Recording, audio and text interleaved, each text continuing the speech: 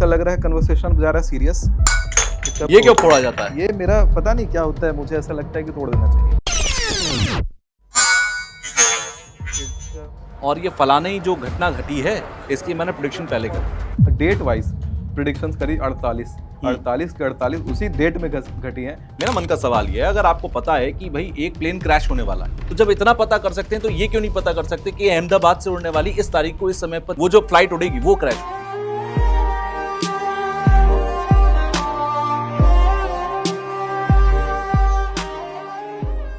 वही तो गुरुजी ने सिखाए अभी तक कि एग्जैक्टली वो वाला कैसे निकाले। अगर वही निकाले तो खुद ही भगवान बन जाएंगे। इसमें ये पॉसिबल है? हाँ, पॉसिबल है। एप्स्टीन फाइल्स जो अभी सामने आई हैं, इसको लेकर कोई प्रेडिक्शन है क्या ये प्रेडिक्शन है? बड़े बड़े लोग एक्सपोज होने वाले हैं सीधा।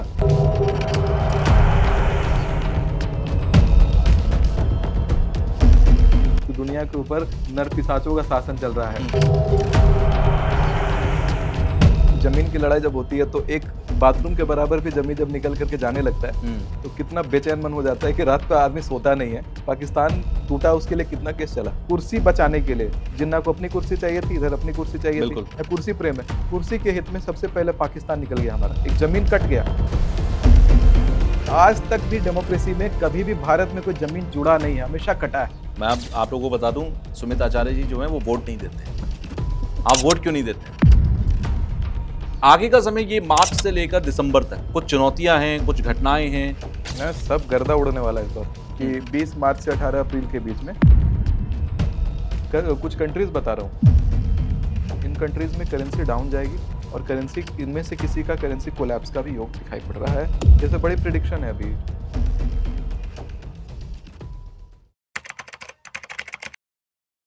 हेलो भाई, वेलकम। कैसे हैं आप सब लोग? मैं हूं आपके साथ तुषार कौशिक और आज जो स्टूडियो में गेस्ट हमारे साथ हैं सुमित आचार्य जी। उनसे पहले भी आप मिल चुके हैं, कई पॉडकास्ट में आप देख चुके होंगे, लेकिन आज हम प्रेडिक्शन के पॉइंट पर तो आएंगे, कुंडली भी समझेंगे, एस्ट्रोलॉजी भी समझेंगे। लेकिन एक मुद्दा था जिस पर हम लोग पहले से बात कर रहे थे और उस बात करते करते ही हमने कैमरे को ऑन करवा दिया, रोल करवा दिया, जिससे कि वो रिकॉर्ड हो पाए और आप लोग सुन पाएं। वो बीच में आप पॉडकास्ट के बीच में उसे सुन पाएंगे या हम कोशिश करेंगे एंड में वो पूरे हिस्से को हम आपको सुनाएं। लेकिन पॉडकास्ट की शुरुआत करें, एक बार आपका स्वागत कर लेते हैं। हमारी चर्चा लगभग आधे घंटे से चल रही थी, जो भी आप लोग सुनेंगे, लेकिन वो पॉडकास्ट के बीच और एंड में आप सुन पाएंगे उस हिस्से को। वो हम आपको दिखा देंगे अलग से कि आप लोग समझ जाएं कि ये बीटीएस वाला सीन है, यहाँ पर बिहाइंड द सीन्स है वो। बट शुरुआत कर लेते हैं। मैं थोड़ा सा मेरे मन के विचार में आपसे पूछना चाहता हूँ। हाँ। आपने कहा कि मैंने भविष्यवाणी की थी और ये फलाने ही जो घटना घटी है इसकी मैंने प्रेडिक्शन पहले कर दी थी जी। मैं मानता हूँ कि मैंने देखा, आपका वो पॉडकास्ट भी देखा और बाद की घटना भी देखी। उससे पहले की प्रोडिक्शन आपने की, वो भी की। मेरा मन का सवाल यह है, अगर आपको पता है कि भाई एक प्लेन क्रैश होने वाला है या आपको पता है कि ऐसी कोई घटना घटने वाली है, तो जब इतना पता कर सकते हैं तो ये क्यों नहीं पता कर सकते कि अहमदाबाद से उड़ने वाली इस तारीख को इस समय पर जो प्लेन क्रैश होगा, वो जो फ्लाइट उड़ेगी वो क्रैश होगी? क्या तो यहां तक ज्योतिष में नहीं जा पाते क्या? वही तो गुरुजी ने सिखाए अभी तक। अच्छा, कि एग्जैक्टली वो वाला कैसे निकाले। अगर वही निकाले तो खुद ही भगवान बन जाएंगे। ज्योतिष में ये पॉसिबल है? हाँ, पॉसिबल है। अगर ज्योतिष का और ज्यादा डेप्थ में अध्ययन किया जाए तो वो भी पॉसिबल है। हो सकता है थोड़ी उम्र बढ़ जाए मेरी तो मैं शायद वो भी निकाल पाऊं, क्योंकि मैं लगा हूं लेकिन पूरे भारत में करने में। क्योंकि पूरे भारत में, पूरी दुनिया में कोई ऐसा अभी तक नहीं है जो ये कहे कि फलानी तारीख को फलाने समय पर ये प्लेन उड़ेगा और ये क्रैश हो जाएगा। हाँ, दावे सब करते हैं। हाँ, ऐसा क्यों नहीं? देखिए, मैंने विद्या है ही लेकिन मैंने काफी डेप्थ तक इसका वो गणना करा।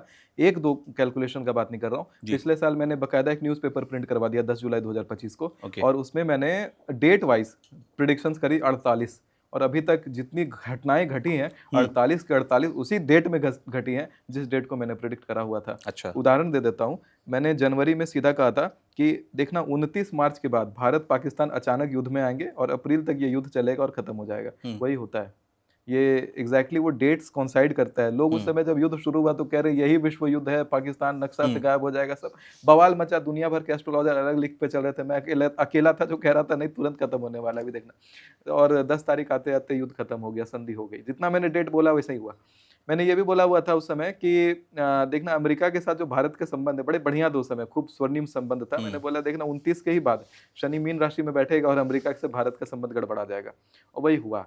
तुरंत अमेरिका के साथ में भारत का संबंध गड़बड़ा गया। अमेरिका पाकिस्तान के साथ कॉन्साइड करने लग गया और आज भी संबंध खराब है। अभी भी बोलता हूँ 7.5 साल का पूरा अवधि है। 29 मार्च 2025 से 7.5 साल जोड़िए, जब तक शनि जब तक शनि मिथुन राशि में नहीं आएगा, अमेरिका के साथ संबंध प्रगाढ़ नहीं होंगे। मिथुन राशि में शनि आते ही अमेरिका और भारत साथ गांठ बना के चलने यानी वाला है। 2032 के बाद ही आप अमेरिका से अच्छे संबंध मानिए, तब तक आपको ऐसे ही अभी लड़ते आस्तीन का भिड़ते रहना साफ है। होगा। अभी आपको लग रहा है कि अमेरिका के साथ कुछ संधि हो रही है, अभी दिख रहा है संधि स्थापित होती हुई। आस्तीन का साफ है, बड़ा पलट के भयंकर वार मतलब ये जो अभी डील हुई है ये सब दिखावा है, सब दिखावा है, इसका कोई मतलब नहीं है। अच्छा, ये क्यों एप्स्टीन- रशिया के साथ क्यों नहीं डील हो सकता था? एप्स्टीन फाइल्स जो अभी सामने आई हैं, इसको लेकर कोई प्रेडिक्शन है क्या ये प्रेडिक्शन है।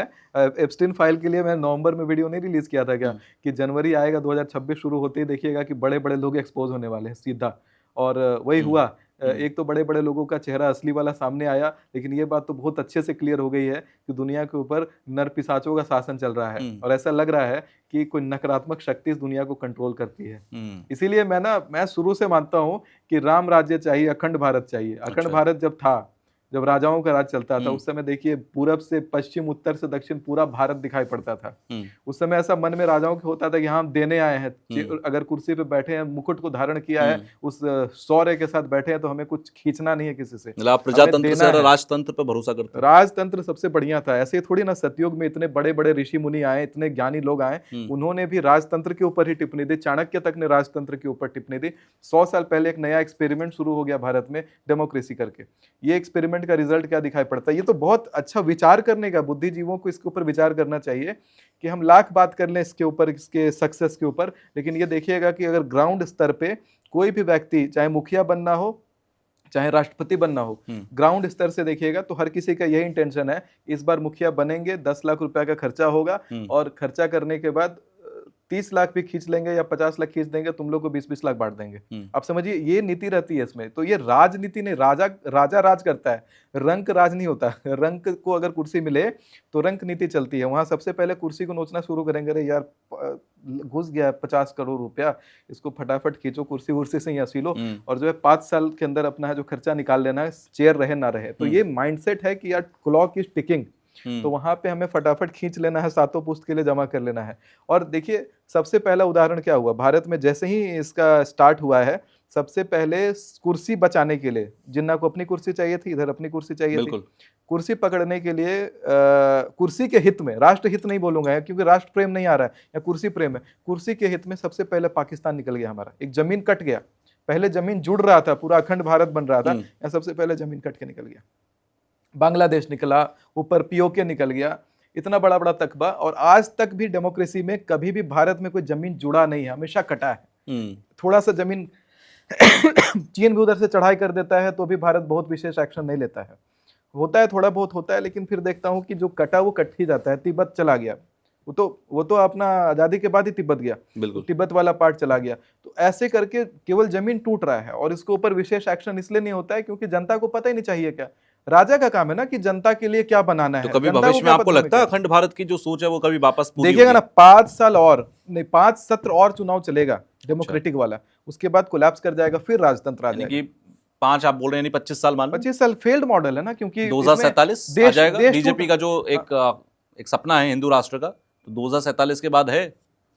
देखिए किसी पार्टी का सपना नहीं है, हर भारतीय का सपना है हिंदू राष्ट्र, हर भारतीय का सपना है अखंड भारत। आपको नहीं ऐसा लगे हमारा पूरा जमीन वापस आ जाए जितना गया है आपके, तो हमारे घर से? अच्छा, हर भारतीय का, भारत में तो इस्लाम भी है, भारत में तो और दूर से पंथ भी है। मैं किसी को इसके बाहर देखता ही नहीं हूँ। मैं हर धर्म का सम्मान करता हूँ। मैं पाकिस्तानियों के साथ भी बैठ करके खाता पीता हूँ। मैं बांग्लादेश के भी लोग मेरे दोस्त हैं, अफगानिस्तान के भी मेरे बड़े बढ़िया दोस्त रहे हैं। तो मैं ना नेशनल बॉर्डर्स में बिलीव नहीं करता हूँ। बॉर्डर्स एक बार अनसील करिए, देखिए सारे लोग मिल बांट के बढ़िया रहेंगे, सब बराबर है, क्योंकि इंसान है, ह्यूमन। जिसे हम दूसरा देश समझ रहे हैं, कभी वो हमारे देश का हिस्सा था। जी, मैंने कहा जिसे हम दूसरा देश समझ रहे हैं वो हमारे देश का हिस्सा था, हमारा देश का अपना भाई। आप देखिए मिडिल ईस्ट की जब बात करते हैं या मुसलमान राष्ट्र ऐसा बात करते हैं तो सबसे पहले मिडिल ईस्ट ही दिखाई पड़ता है। आपके घर में जमीन की लड़ाई हुई है? हाँ बिल्कुल। तो जमीन की लड़ाई जब होती है तो एक बाथरूम के बराबर भी जमीन जब निकल करके जाने लगता है तो कितना बेचैन मन हो जाता है कि रात को आदमी सोता नहीं है, अपना चेयर गद्दा सब छोड़ करके इधर उधर टहलता रहता है। कई बार 1 फुट की जगह भी आदमी देना नहीं चाहता, खून बह जाता है उसके लिए, केस चलता है 20-20 साल, 50-50 साल। पाकिस्तान टूटा, उसके लिए कितना केस चला, खुशी जमीन दे दिया सबको। तो वही होता है कि अगर राष्ट्र के लिए प्रेम है ना, जमीन के लिए, जैसा घर का अपने घर के जमीन के लिए जब प्रेम था तो जमीन थोड़ा सा भी जा रहा है तो कलेजा बैठ जा रहा है आदमी का। लेकिन जब राष्ट्र के लिए प्रेम होगा और इतना बड़ा टुकड़ा, पूरा एक देश के बराबर टुकड़ा अगर कट के अलग हुआ है तो आदमी को ऐसे तो बैठना आप ये या कह रहे हो कि शांति इंडिया से के अंदर बैठना जो सूट डेमोक्रेसी है वो इसकी वजह है? नहीं, शांति से बैठना सूट नहीं करता। शंकराचार्य को देखिए, जब उनका डिमांड है कि नहीं हम लोग अगर हिंदू सपोर्टर हैं और गौ का रक्त अगर भारत में एक बूंद भी गिरता है तो शंकराचार्य अपनी गद्दी पे नहीं बैठेंगे। गद्दी छोड़ा हुआ है, निश्चलानंद सरस्वती बिल्कुल। पूरी मठ के, उन्होंने गद्दी छोड़ दिया अपना कि नहीं हम कोई काम में लगे हैं, कोई एक्शन में लगे हैं। जैसे आप लोग चैन से सोना छोड़ देते हैं, नहीं यार आज रात भर ना बेड का नींद नहीं लेंगे जब तक कि जमीन वापस नहीं लाएंगे। तो ये वाला माइंडसेट कहते हैं राष्ट्र प्रेम, इस तरह की चीज़ में नहीं आता। राष्ट्र प्रेम सही में राजपाट में आता है। जब देखिए राजपाट का समय था, चढ़ाई होता है महाराष्ट्र के प्रांत में, सौराष्ट्र पर जब चढ़ाई होता है तो छत्रपति संभाजी महाराज अपना खाल नोचवा लेते हैं, अपनी आंखें निकलवा लेते हैं। ये होता है राष्ट्र प्रेम। अभी कौन राष्ट्र प्रेमी दिखता है आपको? कोई नहीं दिखता है, कोई नहीं, और न बन सकता है। भारत माता की जय लगाना काफी अकेला भारत नहीं माता होगा। की जय तब लगता है ना जब राष्ट्र पता है प्रेम कि राष्ट्र प्रेम है। और राष्ट्र प्रेम केवल बोलना भारत माता की जय और भारत माता के लिए अपना खाल नोचवाना, अपनी आंखें निकलवाना, इस तरह का राष्ट्र प्रेम होना चाहिए। और जो राष्ट्र प्रेम तब तक नहीं आएगा जब तक भारत में ऐसा सिस्टम रहेगा। सिस्टम में बड़ा बदलाव आना चाहिए, इसके ऊपर डिबेट होना चाहिए, इसके ऊपर अच्छे से बात होनी चाहिए, सारे बुद्धिजीवियों को इसके ऊपर एक बार और विचार करना चाहिए। कुछ सोच के ही पहले राजपाट का सिस्टम चलता था कि राजा उस समय जब प्रजा पर दिक्कत आया या प्रजा को संशय हुआ तो खड़ाओं का राज चल लिया, लेकिन राजा भले वनवास चले गए। तो इस तरह का सिस्टम, इस तरह का त्याग जो है अभी भारत में दिखाई नहीं देता है। तो भारत को अगर सही में बनाना है, अखंड भारत का निर्माण करना है, तो वहाँ पे तो मैं ऐसा ही भारत का कल्पना करता हूँ। अच्छा, मैं आप लोगों को बता दूं, सुमित आचार्य जी जो हैं वो वोट नहीं देते हैं। आप वोट क्यों नहीं देते हैं? मेरा निजी बिजी रहते हैं इसलिए कि इच्छा ही नहीं है इसलिए? मेरा निजी चॉइस है, क्योंकि मैं राम राज्य में बिलीव करता हूँ और राम राज्य का जो समय आएगा तभी लगता है कि मैं वोटिंग में इंटरेस्ट लूंगा। क्योंकि इस तरह का जो सिस्टम है उसमें मेरा अपना निजी है, मैं किसी को नहीं कर रहा। आप लोग को करना है, आप लोग जैसा करना है करिए, लेकिन कोई मुझसे फोर्स नहीं करा सकता। इंडिपेंडेंट है सब कुछ, इंडिपेंडेंस है अगर कहीं से अगर है तो मेरा निजी चॉइस है, मैं नहीं करता हूँ। अच्छा, अब भविष्य की तरफ चलते हैं थोड़ा। प्रेडिक्शन की जब बात करते हैं, क्योंकि आप फेमस ही प्रेडिक्शन के लिए हो गए हो, लोग सुनना भी यही चाहते हैं आगे का समय, क्योंकि अभी हम फरवरी के लगभग आखिर में बैठे हुए हैं एक साथ। आगे का समय ये मार्च से लेकर दिसंबर तक अगर देखें, कुछ चुनौतियां हैं, कुछ घटनाएं हैं, ये सब ऑल इज वेल है जी? ना, सब गर्दा उड़ने वाला है इस बार। किस लिए? होगा क्या कि पहले आप देखिए, अभी 20 मार्च से 18 अप्रैल के बीच में सबसे पहले तो भारत के अंदर राज्य सत्ता पलट होगा। मतलब कि बीजेपी गवर्नमेंट जो अभी देश में है, एनडीए गवर्नमेंट, उसके लिए आप बोल रहे हैं? राज्य सत्ता मतलब स्टेट गवर्नमेंट में बहुत स्टेट गवर्नमेंट की बात कर रहे हैं। पलट होगा। लेकिन वो पलट जो है ये अप्रैल मई के आसपास बंगाल में चुनाव है, वहाँ कुछ नहीं होने वाला है। वहाँ पर ममता बनर्जी जीत जाएंगे दोबारा। अच्छा, पश्चिम बंगाल में वापस से ममता बनर्जी की वापसी होनी है? जी हाँ, जी हाँ, पश्चिम बंगाल में ममता बनर्जी जीत जाएंगे और असम में हेमंत, क्या नाम है उनका? हेमंत विश्वा शर्मा। हेमंत जी, तो हेमंत जी ही वहीं पे गद्दी संभाले रह जाएंगे। कोई बदलाव असम बंगाल में नहीं होगा। अच्छा, कुछ और बदलाव है। योगी जी का भी जब चुनाव होगा देखिएगा, योगी जी पुनः सीएम बन जाएंगे। ये सब बड़ी प्रेडिक्शन है। अभी एक और चीज घटित होगा कि 20 मार्च से 18 अप्रैल के बीच में सोना और चांदी वापस गति पकड़ेगा ऊपर की तरफ। अभी गिर रहा है, अभी जो गिरावट आई है वापस, हाँ, वो वापस गति पकड़ेगा। मेटल में निवेश करना भी अच्छा रहेगा। शेयर मार्केट उस समय ऊपर की तरफ हाइक करेगा 18 अप्रैल से पहले, लेकिन एग्जिट भी कर जाना है, उसके बाद डाउनफॉल है। अब ये भी बता दूं कि 18 अप्रैल के बाद 16 मई के बीच में 20 मार्च से 18 अप्रैल के बीच में मिडिल ईस्ट वाला जो इशू ठंडा पड़ रहा है वापस गर्म होने वाला है। अच्छा, और 18 अप्रैल के बाद 16 मई के अंदर मिडिल ईस्ट में सत्ता पलट होगा। ईरान सबसे ज्यादा वहां पर अभी चर्चाओं में। आप ईरान कंट्री मैंने नहीं निकाला है अभी, कंट्री नहीं निकाला है, लेकिन हो सकता है मैं इसको आगे जाकर के रिफाइन करूंगा। कुछ लिस्ट मैंने हालांकि बना रखा है भविष्यवाणियों का, उसके ऊपर मैं बताता हूँ आपको कि एक और चीज होगा। चाइना, रशिया, मंगोलिया वाला जो उत्तरी प्रांत है भारत के ऊपर का क्षेत्र जो है, वहां पर जबरदस्त भूकंप आएगा, बहुत शक्तिशाली। चाइना, रशिया, मंगोलिया का क्षेत्र बहुत डैमेज्ड है, भूगोलीय क्षेत्र डैमेज्ड है, भूकंप आएगा और उसमें जनमाल की हानि होगी। इसी बीच में अगर देखेंगे 18 अप्रैल से 16 मई के बीच में उत्तराखंड में लैंडस्लाइड दिखाई दे रहा है और ठीक ठाक लैंडस्लाइड है। कुछ कंट्रीज बता रहा हूँ, कजाकिस्तान, उज्बेकिस्तान, तुर्कमेनिस्तान, किर्गिस्तान और तजिकिस्तान, इन कंट्रीज में करेंसी डाउन जाएगी और करेंसी, इनमें से किसी का करेंसी कोलैप्स का भी योग दिखाई पड़ रहा है। इसी के साथ अगर आप देखिएगा कि 27 मई से 15 जून 2026 में भारत के अंदर कोई आतंकवादी पकड़ाएगा। अच्छा, और बहुत बड़ा आतंकी साजिश होने वाला आतंकी साजिश रुक जाएगा। पर्दा मतलब ये घटना घटेगी नहीं, उससे पहले ही आतंकवादी पकड़ा जाएगा। आतंकवादी पकड़ा जाएगा। एक और चीज होगा भारत में, केरला और तमिलनाडु का जो क्षेत्र है वहां पर भयंकर बाढ़ दिखाई दे रहा है, जल अच्छा, तत्वों का हानि इस बार दिखाई दे रहा मॉनसून अच्छा नहीं होगा। है। मानसून कहाँ है अभी? अभी तो लगभग मॉनसून का समय जून के आसपास, 27 मई से 15 जून 2026 बता रहा हूँ, तो इस समय गर्मी है, लेकिन वहां पर बाढ़ है। भारत में प्रचंड गर्मी है, इस बार ज़्यादा गर्मी पड़ेगी। और हमारे बॉर्डर्स पर भी उस समय मिलिट्री एक्शन बहुत गरमाया हुआ रहेगा। बॉर्डर्स बहुत एक्टिवेट रहने वाले हैं उस ड्यूरेशन में। और बांग्लादेश और म्यांमार में देखिएगा नया टॉपिक पे धार्मिक दंगा होगा उसमें, 27 मई से 15 जून 2025 के बीच में। नहीं, हाँ हाँ। फिर एक और घटना मैं बताता हूँ। 16 जून 2026 से 14 जुलाई 2026 के बीच में अपने अपने फ्लाइट टिकट कैंसिल करवा दीजिए, फिर से प्लेन क्रैश का योग है। ये इतने प्लेन क्रैश क्यों हो रहे हैं? कोई इस वजह, बार का कोई खास वजह, हाँ, प्लानिटरी बहुत पोजीशन? बड़ा वजह है। क्या है कि वायु तत्व डैमेज्ड है। अच्छा। और वायु तत्व के साथ में अंगारक दोष लगा हुआ है।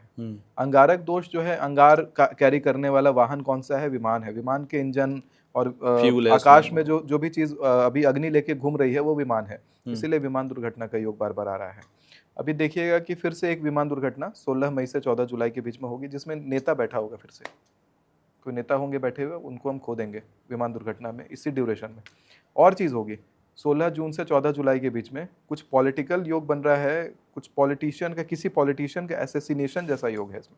अच्छा, ये क्या हो रहा है कि इस बार का लगने वाला जो सूर्य ग्रहण है वो अग्नि पंचक योग में लगा है। आज जो सूर्य ग्रहण हम लोग रिकॉर्ड कर रहे हैं 17 फरवरी 2026 को रिकॉर्ड कर हम लोग, तो सूर्य ग्रहण आज जो लगा है ये अग्नि पंचक में लगा हुआ है।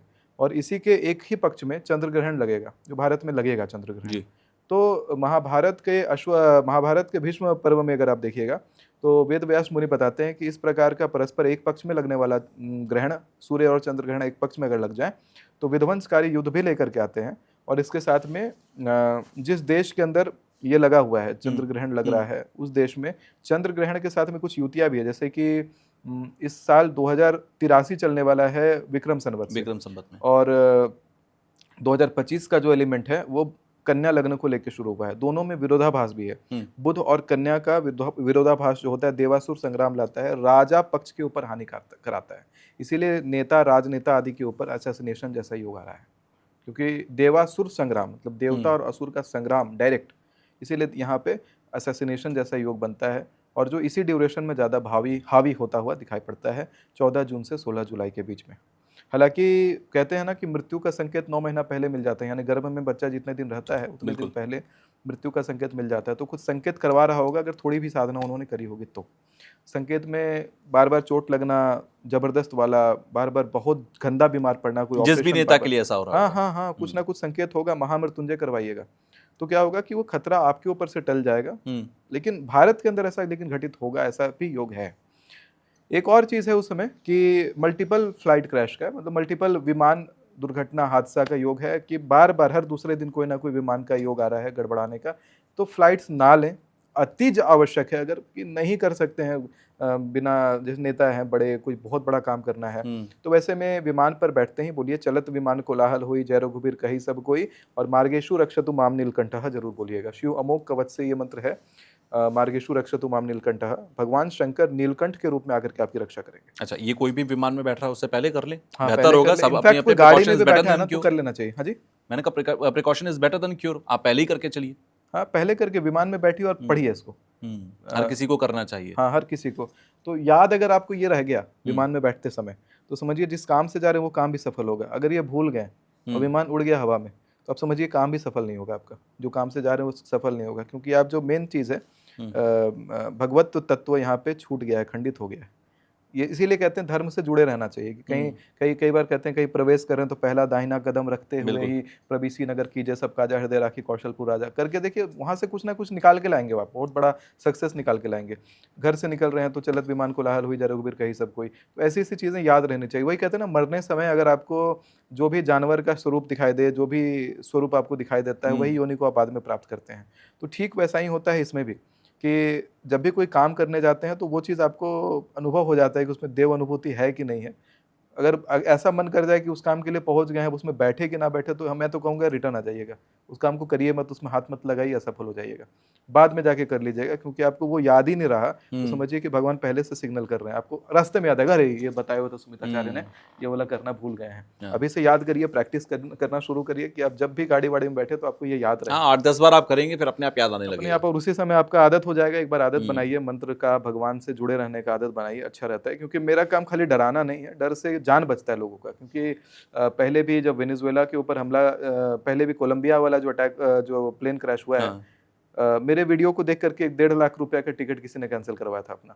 आज की डेट में सब परिवार जीवित है, खूब थैंक यू बोलते हैं आके कमेंट में। तो यही थैंक यू सुनने में आता है। लोग शुरू में कहते हैं डरा रहे हैं, लेकिन बाद में आप थैंक यू बोलते हैं तो बढ़िया लगता है। क्योंकि लेकिन लोग इसलिए भी कहते हैं कि आजकल जब से पॉडकास्टिंग शुरू हुई और बहुत सारे लोग आए, किसी ने कोई भी उपाय दिया, है ना, बहुत तरीके के उपाय आए, बहुत तरीके, लोगों का विश्वास हिलने लगा ज्योतिष के ऊपर से। लोग अब ये कहने लगे कि यार कोई कुछ बताता है, कोई कुछ बताता है, सबके साथ फ्रॉड होता है। कौन सच्चा कौन झूठा कैसे पहचाने? देखिए, मूल रूप से ना, पहले तो ज्योतिष शास्त्री का ना, आप देखिए वेशभूषा, वेशभूषा क्या कैरी करता है वो बहुत कुछ बता देता है। उसका एनर्जी ऑरा देखिए, तो उसको देख करके आम आदमी के बस में कहाँ ये सब देखना? क्यों, आपको मेरा वेशभूषा में दिख रहा है ज्योतिष? नहीं दिख रहा ना। क्या दिख रहा है आपको? आपकी सिर्फ एक बिंदी दिख रही है, इसके अलावा कुछ ऐसा नहीं है अभी तक। मैं आपको बताता हूँ, मैं ना सब कैरी करता हूँ। जो वास्तविक होता है वो कैरी करता हूँ, ढोंग नहीं करता हूँ। वास्तविक में क्या है कि सबसे पहला, एक साधक के पास क्या होना चाहिए, उसकी शिखा होनी चाहिए। शिखा आपको ज्ञातवा प्रारब्धे कुर्वीरता न कुर्वाणो विनश्यति, आपका प्रारब्ध के ज्ञान से आपको जोड़ देगा। इतना ज्योतिष का ज्ञान मुझे कैसे आ गया?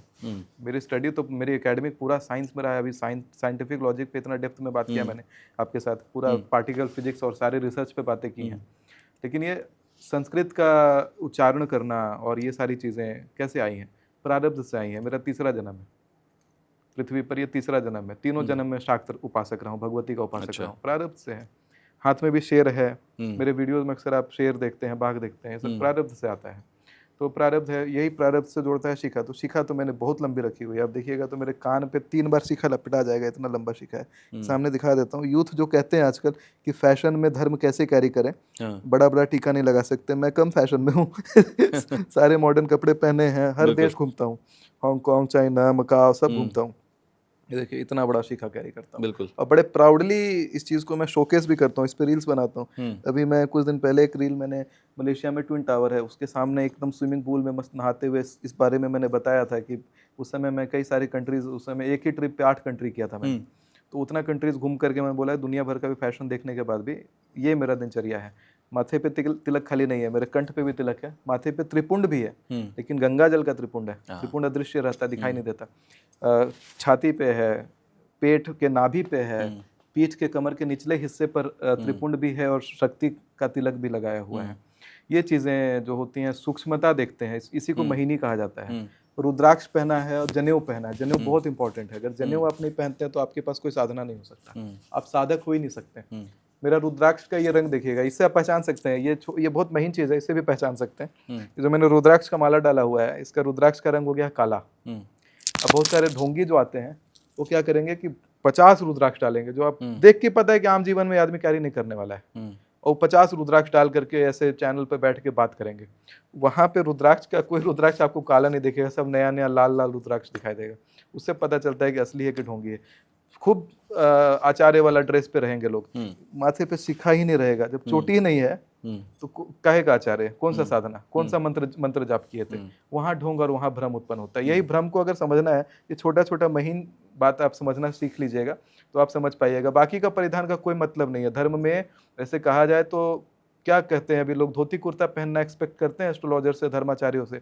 धोती और कुर्ता, ये कुर्ता का जो सिस्टम है, कुर्ता मॉडर्न ड्रेस है, क्योंकि कुर्ता सिला हुआ है। बिल्कुल, अगर बिना आप सिले कपड़े पहने जाते हैं। अगर आप साधक हैं और साधना पद्धति में बैठे हैं ना, तो बिना सिला हुआ वस्त्र पहनना आप साउथ में चले जाइए, आज भी वहाँ ये परंपराएं फॉलो करते हैं। साधना में और पूजा में बैठिएगा, मैं भी जब पूजा में बैठा हूँ बकायदा, तो मैं भी बिना सिला हुआ वस्त्र पहनूंगा।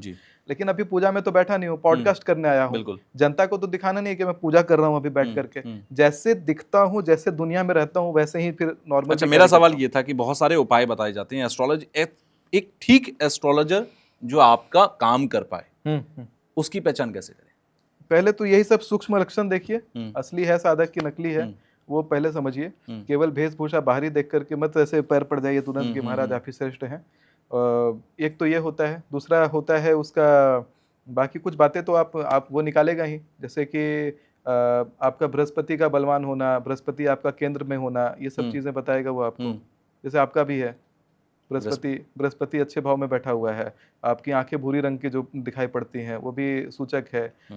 मंगल का भाव बढ़िया है आपकी कुंडली में, ये सब सूचक है। राहु आपके सपोर्ट में है, सूचक है। तो 3 ग्रह तो बढ़िया है आपके, एकदम साफ दिखाई पड़ता है, बाकी के ग्रह कुंडली में दिखाई पड़ेगा। तो ये होता है ज्योतिष। तो मतलब मैं पॉडकास्ट के बाद आपको पकड़ के बैठ जाऊँ साइड में अपनी कुंडली दिखाने, कोई दिक्कत नहीं, ये भी ठीक है। सो जिस तरह से आपने बताया कि अभी प्रेडिक्शंस में बहुत सारी चीज़ें हैं जो जून तक, जुलाई तक हैं, और वो जुलाई तक समय अच्छा नहीं है। जो 2032 की बात आपने कही, 2032 तक लोग ये भी कह रहे हैं कि जो समय है वो ऐसा है कि 2032 के बाद जो लोग बचेंगे दुनिया में, या लोग जीवन जी रहे होंगे, या जो दुनिया दिखेगी वो वैसी नहीं होगी जैसी आज है। इसके पीछे क्या लॉजिक है, सच है क्या? एस्ट्रोलॉजी कहता है तो हर दिन नई हो रही है, लेकिन 7 साल बाद कुछ और ही होने वाला है। एक ने तो यहाँ तक प्रेडिक्ट किया है कि भाई कलयुग का अंत है और सतयुग की शुरुआत है। ये बकवास बात है। अच्छा। अभी तो कलयुग शुरू हुआ है, और ये भविष्य मालिका कहती है, उड़ीसा के अंदर बहुत मानते हैं लोग। मैं ऐसा नहीं कहती है भविष्य मालिका। भविष्य मालिका का ना अभी कोई नया राइटर आया है, उसने एक किताब पब्लिश कर दिया है, और वही पर्टिकुलर किताब इतना बिक रहा है भविष्य मालिका करके, उसको ट्रांसलेट किया है किसी राइटर ने, और ट्रांसलेटेड किताब बेचा जा रहा है ये सब पॉडकास्ट के द्वारा। तो अभी आपने भी इनडायरेक्टली उसी किताब का प्रमोशन कर दिया है। मैं मानता हूँ भविष्य पुराण में, और भविष्य पुराण गायब हो गया है मार्केट से। गीता प्रेस का भविष्य पुराण सन 2017 में सरकार ने अवरोध लगा दिया कि भविष्य पुराण अब गीता प्रेस नहीं छापेगा। क्यों? पूर्ण 18 मुख्य पुराणों में से बहुत बड़ा पुराण भविष्य पुराण, और भविष्य पुराण में भविष्य में होने वाली घटनाओं से लेकर अतीत की घटनाएं सारी चीजें लिखी थी। अच्छा, जब भविष्य की बात करते हैं तो हम नास्तिकमस की बात करेंगे, बाबा वेंगा की बात करेंगे, सरकार डरने लगी, और 18 मुख्य पुराण में से एक पुराण गायब हो गया, भविष्य पुराण। आप चाहे कितना खोज लीजिए गीता प्रेस का भविष्य पुराण, आपको नहीं मिलेगा। 2017 से बंद हो गया छपना। और घर में 18 पुराण रखने का बड़ा महत्व होता है। मेरे घर में 18 पुराण में रखता हूँ, और सारे के सारे गीता प्रेस वाले रखता हूँ। भविष्य पुराण बहुत मुश्किल से मैंने जुगाड़ किया था, किसी पुराने हमारे गुरु जी ने बहुत पुराने सोर्स से लेकर के हमें दिया था, लेकिन अभी भविष्य पुराण आपको ब्लैक में भी नहीं मिलता। ये हालत है। सोचिए, पुराणों को बंद किया जा रहा है। भविष्य मालिका में क्या लिखा रहेगा? कुछ नहीं है जो भविष्य पुराण में लिखा हुआ है। क्या क्या लिखा है? आपने तो पढ़ा होगा। भविष्य पुराण में ये जो भविष्यवाणियां कर रहा हूँ, और ये सारी जो चीज़ें मैं बताता हूँ, क्या भविष्य पुराण से बाहर है चीज़ें? उसमें भी ये चीज़ें अंकित। अच्छा। अभी वैसा कुछ नहीं, जितना भविष्य मालिका में जिस तरीके से बताया गया वैसा कुछ नहीं है। मतलब आप पूरी तरह से भविष्य मालिका का खंडन करते हैं? ऐसा कुछ भी नहीं है कि कल्युग का अंत हो गया, सतयुग आने वाला है, कुछ भी नहीं। भविष्य मालिका को मैं मान लूंगा, ये वाला बात मान लूंगा, भविष्य मालिका का ये पर्टिकुलर बात कि सतयुग शुरू हो जाएगा, तो मतलब मैं 18 पुराण को कैंसिल कर दूं, मैं भगवत गीता कैंसिल कर दूं, मैं सब पुराण ग्रंथ सबको कैंसिल करूंगा। संकल्प में भी जिस बात का आप जिक्र कर रहे थे, कलयुग के प्रथम चरण की बात हम करते हैं। बिल्कुल 4,32,000 में तो भी 5,140 के आसपास साल बीते हैं। 5,000 साल में कैसे कलयुग खत्म हो जाएगा? लेकिन कहते तो यहाँ तक है, जहां तक मैंने सुना है कि कलयुग कभी अपनी उम्र पूरी नहीं करता। कलयुग देखिए क्या होता है कि युग संध्या आती है, युग संध्या में देव अवतार होता है। अभी बहुत समय है देव अवतार आदि होने में, उसमें कल की अवतार आदि में बहुत समय। कलयुग के युग संध्या में देवता अवतार करेंगे, उस समय संहार करेंगे, बहुत सारी चीजें होंगी।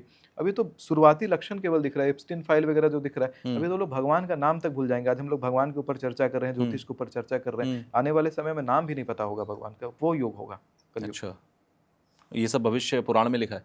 ये सब भविष्य पुराण में लिखा है, लगभग सब पुराण में भी लिखा है। कलयुग का एक तो कुछ ऐसे उप पुराण भी है, कली पुराण भी है एक। अच्छा, क्या है उसमें?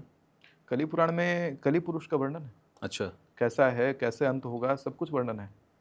ऐसे बहुत ऐसा वर्णन है, इस प्रकार से वर्णन है कि आप उसको पब्लिक में कह नहीं सकते, उसके ऊपर 18+ का एज रेस्ट्रिक्शन लग जाएगा कली पुरुष का वर्णन सुनिएगा तो। एक फिल्म में ये कहा गया था कि इस एस्ट्रोलॉजर को अगर इतना ही पता है कि किसके साथ क्या होने वाला है, तो अगर मैं अभी, जैसे मुन्ना भाई MBBS का ये डायलॉग है, एंड में वो कहते हैं, आपने भी फिल्म देखी होगी, हमारे सब लोगों ने देखी होगी, अगर इनको इतना ही पता है तो मैं अभी इनके सर के ऊपर अपनी रिवॉल्वर तान देता हूँ, बताओ अगले पल तुम्हारी मौत होगी या नहीं होगी। तो अगर सब पता है तो ये भी पता होना चाहिए। ठीक है, गुड क्वेश्चन। देखिए, मूल रूप से क्या होता है कि जब ज्योतिष का बात किया जाता है तो ज्योतिष केवल ये साधना का विषय नहीं होता, साधना के साथ बहुत ज़्यादा गणना होती है। आप अगर एक कुंडली का अध्ययन करते हैं तो पहले आप डेट ऑफ बर्थ लेते हैं, टाइम ऑफ बर्थ लेते हैं, उसका सारा डिटेल्स लेते हैं। लेने के बाद आप पत्रा पंचांग में पहले देखते हैं कि किस ग्रह नक्षत्र का कैसा स्थिति बनता है, वो व्यक्ति का पूरा विवरण आ जाता है। उसका पूरा जन्म से लेकर क्या क्या कर्म करेगा सब उसकी कुंडली बता देती है। उसके बाद उसी में उसका आयु, कर्म, वित्त, उसका विद्या और उसका मरण सब उसमें अंकित रहेगा। अगर आप उसकी कैलकुलेशन को पूरा डेप्थ तक करते हैं, उसमें बहुत ज़्यादा जोड़ घटाव गुना भागा बहुत कुछ करना पड़ता है, नंबर्स बहुत सारे होते हैं, क्योंकि कुंडली टोटल बनती है 19 और हर कुंडली को 12 बार घुमा घुमा करके देखना पड़ता है, हर ग्रह को लग्न पे बैठा बैठा करके और देखना पड़ता है हर पर्टिकुलर सवाल में। तो अगर किसी का मरण देखना है या देखना है कि उसके ऊपर क्या अगला घटित होने वाला है, उस क्षण का दशा और अंतरदशा प्रत्यंतर दशा आदि का अध्ययन के साथ साथ जो तत्काल मुहूर्त चल रहा है वो सब चीज़ों का अध्ययन करना पड़ता है। तो उतना अध्ययन अगर आप करते हैं उस पर्टिकुलर इवेंट को लेकर के, तो बेशक आप बता सकते हैं कि अगला घटना क्या होगा। जैसे मैं एक उदाहरण दे देता हूँ आपको। ठीक है। अभी मैंने तो इतने जो मैंने डेट्स दिए हैं कि कब प्लेन क्रैश करेगा, ये सब वही उसी का उदाहरण तो है कि मैं बता रहा हूँ कि हाँ ये होने वाला है। अभी देखिएगा आगामी महीने में और इसको रीडिफाइन कर दूंगा कि उसका गति कैसा होगा, किस डायरेक्शन में उड़ रहा होगा, कहाँ जा रहा होगा, ये भी मैं डिफाइन कर दूंगा आने वाले महीने में। और अभी तो शुरुआत किया है मैंने, आगे आने वाले सालों में जब और पॉडकास्ट कर रहा हूँगा, भविष्यवाणियों पर जब पॉडकास्ट कर रहा हूँगा, तो गणना और डिस्क्रीट करता जाऊँगा। समय के साथ आप लोग उसमें इम्प्रूवमेंट देखेंगे, क्योंकि ये सीखने का और गणना का विषय है और इतना बड़ा विषय है। आप कभी मेरे घर पे आइए और पूरा आपको कमरा चारों तरफ ज्योतिष की पुरानी किताबों से भरा हुआ मिलेगा, जो इंटरनेट पर उपलब्ध ही नहीं। तो वो डेप्थ होता है। अब ये एक कहते हैं ना, इसको थेथ्रोलॉजी कहते हैं, कि आप किसी को बिना मतलब का ये सवाल करते हैं कि बता तेरे ऊपर अभी क्या होने वाला है, तो बता वहाँ अंतर्यामी नहीं है कि बताएगा, वहाँ गणना है और उतना कैलकुलेशन अगर करेगा तो बता भी देगा कि क्या होने वाला है। और ये कैलकुलेशन में कितना समय लगता है? समय लेता है, कैलकुलेशन छोटा नहीं होता है। इतने सारे कई दिन भी लग सकते हैं, दिन, 2 दिन 3 दिन ऐसा लग जाएगा कैलकुलेशन। तो अगर आपको इतना डिस्क्रीट जाना है तो फिर जो 2 मिनट में, 5 मिनट में, 10 मिनट में, 15 मिनट में किसी की कुंडली देखकर कोई भी प्रेडिक्शन कर रहे हैं, तो आपको क्या लगता है? क्योंकि होता क्या है, जैसे मैं आपके पास आया, आपने 15 मिनट में मुझे कोई बात बोल दी, मेरे लिए तो वो ब्रह्म वाक्य है। क्यों? क्योंकि सुमित आचार्य जी ने बोली है। अब होता क्या है कि मैंने तो मान लिया उसको बिल्कुल लकीर की तरह, और आपने उसको बताया एक मोटी लकीर की तरह कि ऐसा ऐसा ऐसा लमसम हो सकता है। तो वहां पर एक डिफरेंस क्रिएट होता है, और अगर वहां पर वो चीज वैसी नहीं हुई तो वो उसका भरोसा टूटता है, और वो कल कोई ये नहीं कहेगा कि कैलकुलेशन कम समय में की गई, वो ये कहेगा ज्योतिष ही खराब है। तो मैं बता देता हूँ, जैसे कि मूल रूप से जो 10 मिनट 15 मिनट में जो सॉल्यूशन चाहिए था लोगों को, उसमें लग्न कुंडली और चंद्र कुंडली का और नवमांश का अध्ययन किया जाता है। ठीक है। उस अध्ययन में आपको मूल रूप से व्यक्ति का जो जनरल प्रश्न होता है, जैसे धन, कौन सा काम करना चाहिए वो, बीमारी जिससे ग्रस्त है वो, और शादीशुदा जीवन का सारा चीज़, रिलेशनशिप, पर्सनल लाइफ, ज़्यादातर क्वेश्चन इसी के अराउंड घूमते हैं। वो क्वेश्चंस का आंसर आप ऊपर ऊपर से आराम से दे सकते हैं। अब डिस्क्रीट सिचुएशंस में एग्जैक्ट जाना है कि तुम यहाँ से निकलोगे और यहाँ तुम्हें चोट लगेगी, ये वाला जो कैलकुलेशन है ये भी होता है, और ये वाला जो कैलकुलेशन है ये टाइम लेगा बताने के लिए। लेकिन जो टाइम नहीं लेगा वो जनरल आपके जितने क्वेश्चंस होते हैं वो जल्दी निपट जाते हैं, लेकिन हमारे यहाँ टाइम लगता है। हमारे यहाँ जब कुंडलियों का अध्ययन लोग करवाते हैं तो हम लोग यूजुअली कहते हैं कि वेटिंग पीरियड 1 महीना, हम लोग 1.25 महीना, 1.5 महीना, 2 महीना तक वेटिंग पीरियड हमारे यहाँ चला जाता है, 3-3 महीना भी चला जाता है। क्योंकि जब कुंडलियाँ आती हैं तो हम लोग उसको बहुत अलग तरीके से रीड करते हैं। नॉर्मल जो बाकी लोग करते हैं कि फ़ोन में खोले पट पट पट पट और देख लिए, तो उसमें थोड़ा कम बिलीव करते हैं। अगर किसी को सच में सॉल्यूशन चाहिए तो सच में उसको उस तरीके से सॉल्यूशन दिया जाता है जहाँ पे गणना और गणेश दोनों का यूज़ होता है। वही हमारे में डिफरेंस उत्पन्न करता है। आपको पता है कई सारे पॉलिटिशियंस और कई सारे लोग होते हैं जो मुझे ज़्यादा खर्च नहीं करना पड़ता, विदेश भी घूमता हूँ तो मेरा फ्लाइट टिकट कोई करवा देगा, मेरा कोई कुछ करवा देगा। इसके पीछे का कारण है, कोई ज्योतिषी को ऐसे आप देखोगे घूमते फिरते तो 200 रुपये देने में भी कहेगा डिस्काउंट कर दीजिए, और मेरे ऊपर लोग इतना इतना खर्चा कर देते हैं। कोई लाख खर्चा कर देगा, कोई 5 लाख खर्चा कर देगा, कोई अचानक सामने से पैसा डाल करके कहेगा मुझे 3 टन चांदी खरीदना है, अब बताइए क्या करूँ। तो इतना जो खर्चा होता है, इसके पीछे का कारण ये होता है कि जब पहली बार वो आते हैं तो कम फीस दे करके ही आते हैं, लेकिन और ना अपना आइडेंटिटी रिवील किए रहते हैं। मंत्री आते हैं, कई लोग आते हैं, नई आइडेंटिटी बताते हैं वो कौन है, बस केवल नाम आता है और कोई उनका फेक नंबर रहेगा जिससे केवल उनसे बात हो जाएगी, वो नंबर कहीं ऑफिशियल नहीं रहता। लेकिन जब उनकी कुंडली आगे से देखी जाती है तो उनसे नहीं पूछा जाता आप हैं कौन, सीधा स्टार्ट किया जाता है, हर हर महादेव, फलाना व्यक्ति बोल रहे हैं, आपका कंसल्टेशन बुकड है, डेट ऑफ बर्थ ये है, करेक्ट, ओके, आप पॉलिटिशियन हैं और ये प्रॉब्लम से जूझ रहे हो। कहते हैं भाई साहब आप आइए हमारे पास में। फिर वो बुलाते हैं और सीधा हमारे टिकट विकेट सब कुछ डन। तो तब वहाँ पे होता है वो डिफरेंस। तो इसको कहते हैं ज्योतिषी, मतलब जो होता है कि लोग आगे से फिर इतना कृतज्ञता दिखाते हैं। यही कारण है कि आप मुझे कई बार बड़े बड़े मंत्रियों के साथ घूमते देखेंगे, बड़े बड़े सब सेलिब्रिटीज़ के साथ देखेंगे। इसका यही कारण है कि वो जो पावर क्रिएट हो रहा है वो उसी स्किल बेस पे हो रहा है। तो बाकी जो एस्ट्रोलॉजर्स जो पूरा जीवन काट देते हैं 200 रुपये फीस तसीलते हुए, और यहाँ मेरे फीस बढ़ते जा रहे हैं। शुरुआत जब मैंने करा 500 से करा फीस लेने से, लेकिन आज के डेट में 25-25 हज़ार रुपये का फीस अगर मैं ले रहा हूँ, तो उसके पीछे का कारण यही है कि ये स्किल सेट है, ये इतना एडवांस हो रहा है कि लोग उसकी वैल्यू समझ रहे हैं और लोग पे करने में, लेकिन एक आम आदमी उससे दूर हो रहा है। नहीं, आम आदमी दूर नहीं हो रहा है। आम आदमी जिसको सच में इसका सॉल्यूशन चाहिए, जीवन में सच में कोई प्रॉब्लम में है, तो वो अरेंजमेंट करता है। क्योंकि अब क्या कर सकते हैं, हमने लेकिन ये भी तैयार किया कि सहायक ज्योतिषी भी रखें, क्योंकि सिखाया मैंने लोगों को, और बिल्कुल उस अंदाज में सिखाया जैसे मैं करता हूँ। अब मेरा ही समय सबको चाहिए, तो उसमें तो फिर कहते हैं कि डिमांड बढ़ता है तो वैल्यू बढ़ती है, लेकिन उसके बाद भी एग्जैक्ट मेरे जैसे प्रिडिक्शन करने वाले मैंने खड़ा किए हैं। शक्ति यंत्र जो है, इससे कहते हैं कि आभास करवाता है, शक्तिपात करवाता है। शंकर जी का एक मंदिर है बिहार में, औरंगाबाद बिहार में, सुमिताचार्य गुरुकुल बनाया मैंने, पूरा कैंपस बनाया गुरुकुल का। उसके सामने एक शिव मंदिर है, उस मंदिर में बैठिए आप तुरिया संध्या में 10:30 बजे रात के बाद बैठिए, कोई नहीं रहेगा उस समय, 10:30 11 बजे 12 बजे रात को बैठिए, और बैठने के बाद वहाँ पे आप ज्योतिषीय गणना करना शुरू करिए, पूरा देश का भविष्य निकाल देंगे। और निकालने के बाद वो भगवान अनुभूति करवाते हैं। अनुभूति के बाद अब आपको क्या करना है, हाँ देवी ऊर्जा।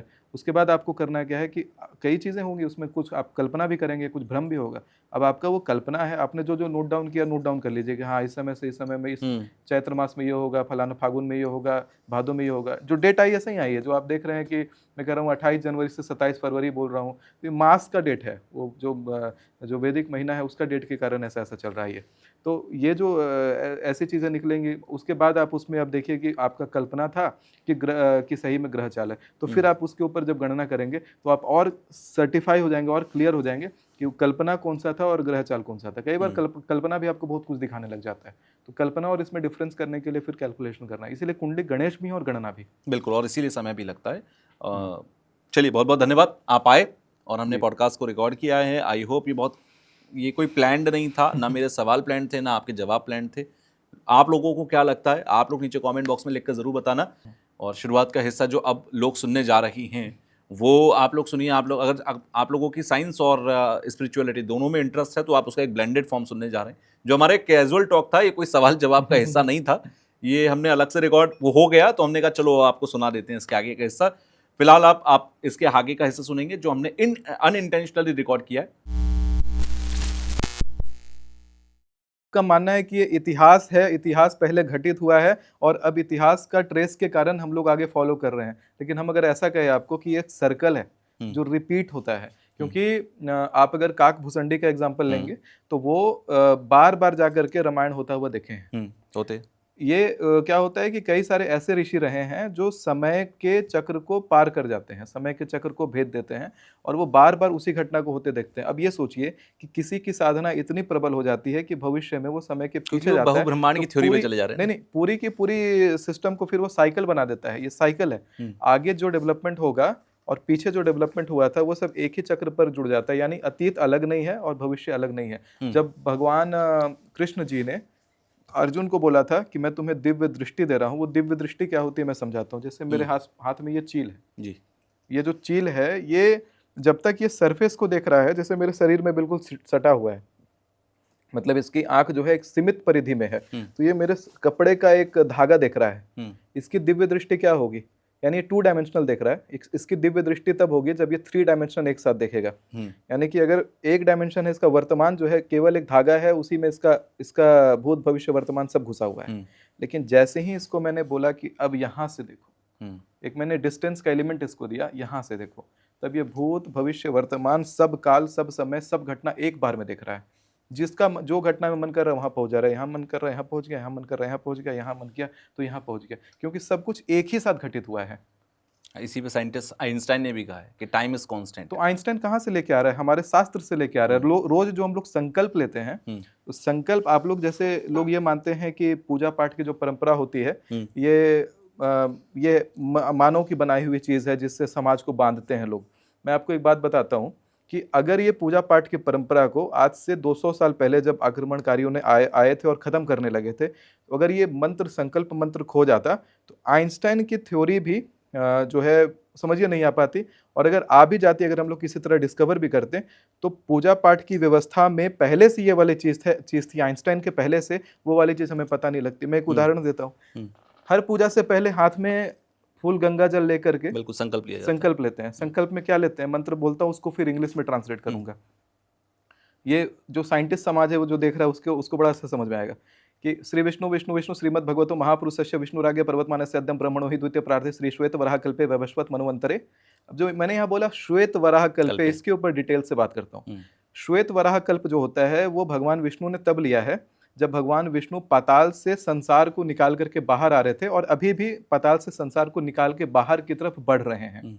जब वो पाताल में संसार को पकड़ने जा रहे थे, यानी कि वो नीचे जा रहे थे, ही वॉज क्रंचिंग, कोलैप्स कर रहे थे, तो क्रंचिंग फेज में सबसे पहला अवतार उनका होता है कृष्ण वराह, काला, यानी कि ही वॉज क्रंचिंग। बिल्कुल। और एक ऐसा पॉइंट पे आते हैं जिसको कहते हैं आदि वराह, उनका ना आदि का पता है ना अंत का पता है। जब बिग बैंग हुआ था, ब्रह्मांड की उत्पत्ति हुई थी, तो जिस पॉइंट से हुई थी उसको सिंगुलैरिटी कहते हैं। उसका ना अतीत होता है ना भविष्य होता है, तीनों टाइम एक बिंदु पे समाया हुआ रहता है।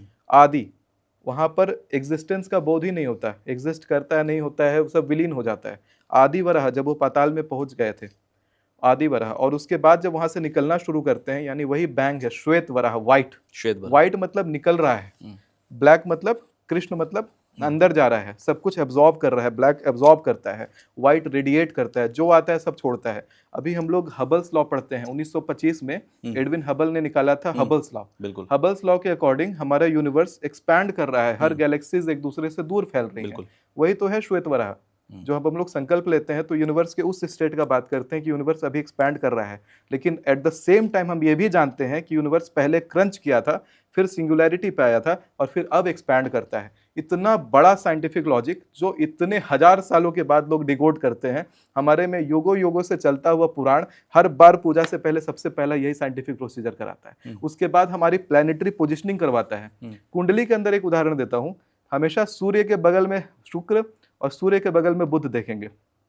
तो सोलर सिस्टम में भी पहले जब सोलर सिस्टम का भी नहीं पता था, हम लोग को ये पता था कि सूर्य के बगल में बुध शुक्र होता है, और अभी भी सोलर सिस्टम में देखिए सूर्य के बगल में मर्क्यूरी और सूर्य के बगल में वेनस दिखाई देता है, यानी अगल बगल ही, एक घर छोड़ के दो घर छोड़ के ये दोनों ग्रह जो है सूर्य के बगल में हमेशा कुंडली में दिखाई देंगे। तो हमें प्लैनेटरी पोजिशनिंग तक पता थी, इतना साइंटिफिक। वही मैंने बोला कि ह्यूमन ब्रेन कॉम्प्रहेंड ही नहीं कर सकता। आज से 100 साल पहले अगर कुंडली के सिस्टम को डिस्कार्ड करते कि सब ढकोसला है, तो ये जो अभी बात कर रहे हैं कि सूर्य के बगल में कौन है, कॉपरनिकस के नियम देने से पहले से हमें पता था कि सूर्य के बगल में कौन बैठता है। बिल्कुल। 9 ग्रह तो अपने एक लोग लेमैन में जानते हैं कि 9 ग्रह हमें पता था। 9 ग्रह यानी ग्रहण लगाने तुल्य, जो ग्रहण लगा सकते हैं वो ग्रह, ये मतलब मॉडर्न नियम पे नहीं कि प्लैनेट्स। 9 ग्रह का मतलब जो ग्रहण लगा सकते हैं, जिसके कॉम्बिनेशन से ग्रहण लगता है, वो होता है 9 ग्रह। और कुंडली में उसकी पोजिशनिंग तक हमें पता होती है, किस राशि में बैठता है, यानी कि किस कॉन्स्टेलेशन से कॉन्साइड कर रहा है। मैं माइक के सामने बैठा हूं कि मैं टेबल के सामने बैठा हूं कि मैं आपके डिजिटल जॉकी के फोटो के सामने बैठता हूं, वही होता है उसकी पोजीशनिंग, जिसको नक्षत्र कहते हैं, किस नक्षत्र में कौन सा ग्रह विचरण कर रहा है। तो ये सारा साइंस अभी भी, अगर आप इसको अभी मॉडर्न रिपोर्ट के साथ अगर मैच करवाते हैं, नक्षत्र को मैच करवाते हैं, आपको एग्जैक्ट वही पोजीशनिंग पता रहेगी। हम लोगों को ये तक पता था कि सूर्य भी ब्रह्मांड में किसी का चक्कर काटता है, तभी तो सूर्य के भी नक्षत्र बदलते हैं। सूर्य इस राशि से उस राशि में, हर महीने एक राशि से दूसरी राशि में सूर्य प्रवेश करता है, 12 राशि में सूर्य विचरण करता है। ये सारी बातें हमें पहले से पता थी। जब लोगों को ये लगता था कि धरती एक जगह पर है और सारे ग्रह नक्षत्र इसका चक्कर काटते हैं, तब भी हमें ये पता था कि सूर्य भी किसी का चक्कर काटता है, धरती उसके इर्द गिर्द घूमती है। ये सारी बातें हमें पता थी। तो जैसे जैसे ह्यूमन साइंस डेवलप कर रहा है, मॉडर्न साइंस डेवलप कर रहा है, वैसे वैसे फिर हम शास्त्रों को ही डिकोड कर रहे हैं। शास्त्र में कौन सी ऐसी बात है जो नहीं लिखी है, जो आज साइंस ने ढूंढा है। आप कहते हैं कि लाइट में पार्टिकल्स होता है, आइंस्टाइन ने खोज दिया। मैं बताता हूं कि हम लोग जब भी हवन करने जाते हैं, तो ये मेरा खुद का रिसर्च भी सुनिए, इसमें जब हवन करने से पहले हम लोग एक मुहूर्त निकालते हैं, इसको कहते हैं अग्निवास। अच्छा। लाइट में हम जानते हैं फोटॉन्स होता है, सन जब एक्सप्लोड करता है तो उससे न्यूट्रिनोज निकलता है। न्यूट्रिनो एक स्पेशल पार्टिकल है, न्यूट्रिनो। फोटॉन्स का और न्यूट्रिनोज का 3 ऑसिलेशन स्टेट होता है। कोई पीएचडी के स्कॉलर देख रहे होंगे, उनको समझ में आएगा ये। यही चीज आपको नॉर्मल पंडित जी नहीं समझा सकते, लेकिन अभी आपको ये बहुत डेप्थ पता चलेगा कि न्यूट्रिनोज जो होता है और फोटॉन्स जो होता है, 3 ऑसिलेशन स्टेट में ऑसिलेट करता है। एक का टाइप ई है, एक का टाइप म्यू है और एक का टाइप टाउ है। ई और टाउ जो टाइप है, यानी शुरुआत का और अंतिम जो टाइप है, वो मैटर से इंटरेक्ट ही नहीं करता है, उसका वो इफेक्टलेस चला जाता है। यानी ई टाइप अर्थ के भी आर पार हो जाता है और टाउ टाइप भी अर्थ के आर पार हो जाता है। अर्थ के अंदर जब पार्टिकल डिटेक्टर लगाया जाता है, जैसे क्लाउड चैम्बर लगाया जाता है, कई बार न्यूक्लियर रिएक्टर्स जो अबैंडन रहता है उसके अंदर क्लाउड चैम्बर्स लगाया जाता है, तो उस क्लाउड चैम्बर में जो पार्टिकल डिटेक्ट होता है, जो मैटर से इंटरेक्ट करता है, वो होता है बीच वाला टाइप, जिसको कहते हैं म्यू टाइप।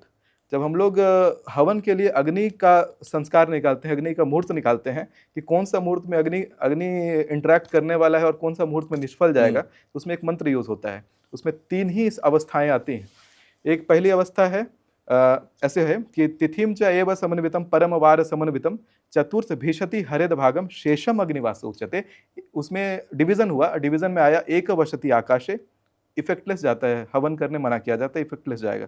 द्वितीय वसति पृथ्वी, पृथ्वी पे अग्निवास है, हवन करिए। और तृतीय वसति पाताले, इफेक्टलेस जाएगा।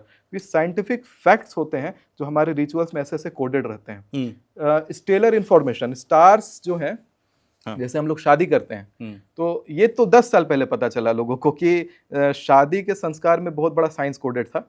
शादी जब रात में होती है तो एक तारे दिखाए जाते हैं, उसको कहते हैं नक्षत्र दर्शन क्रिया। तो इसलिए दिखाया जाता है कि आपकी वैवाहिक जीवन बहुत सफल रहे और उसी तारे के जैसा रहे। अरुंधति वशिष्ठ कहते हैं उसको। सप्तऋषि महामंडल में, सप्तऋषि तारा मंडल में जो पूछ के साइड से दूसरा तारा होता है, इसको एनिमेशन में आपको चलाना पड़ेगा, पूछ से दूसरा तारा को अरुंधति वशिष्ठ कहते हैं।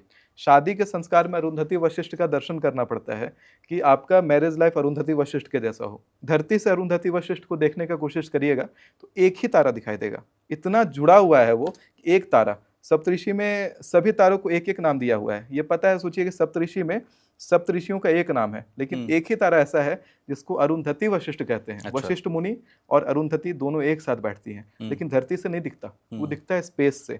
हबल टेलीस्कोप जैसा टेलीस्कोप से दिखता है कि वहाँ एक नहीं 2 तारा है। और 2 तारा भी ऐसा है कि एक दूसरे का बराबर से चक्कर काटता है। ब्रह्मांड में जितने भी 2 तारे एक दूसरे का चक्कर काट रहे हैं, उसमें एक तारा केंद्र पकड़ता है भारी वाला और दूसरा वाला उसका चक्कर काटता है। लेकिन यही एक इकलौता तारा में से, कुछ बहुत रेयर तारों में से है, जो कि दोनों तारे बराबरी से एक दूसरे का चक्कर काटते हैं। अच्छा। और धीमे धीमे काटते हैं, 7,60,000 साल लगाते हैं एक चक्कर में। इतना कोडेड डेप्थ इंफॉर्मेशन, इतना डीप कोडेड इंफॉर्मेशन हमारे छोटे छोटे रिचुअल में है। चाहे बिग बैंग मैंने समझा दिया, लाइट के पार्टिकल्स का बता दिया, चाहे मैंने तारों का कॉस्मोलॉजी बता दिया, चाहे सोलर सिस्टम में प्लैनेटरी पोजीशनिंग बता दिया, सन का मोशन का बता दिया। ये चीजें तो अभी साइंस है, जो अभी साइंस कॉम्प्रहेंड कर पाया। अभी से 10 साल, अभी सोचिए साइंस को आए इतने साल हो गए, अभी 10 साल पहले जाके अरुंधति वशिष्ठ का फैक्ट खोज पाया। एल्कोर एंड माइजर कहता है साइंस उसको। तो इतना जो डेप्थ है हमारा, सोचिए पीरियड्स महिलाओं का चलता है और चंद्रमा का साइकिल, ये दोनों एक साथ कॉन्साइड करता है 28 दिन। तो ये सारी चीजें जो हैं तब कॉम्प्रहेंड होती है जब हमारा दिमाग अब विकास हो रहा है।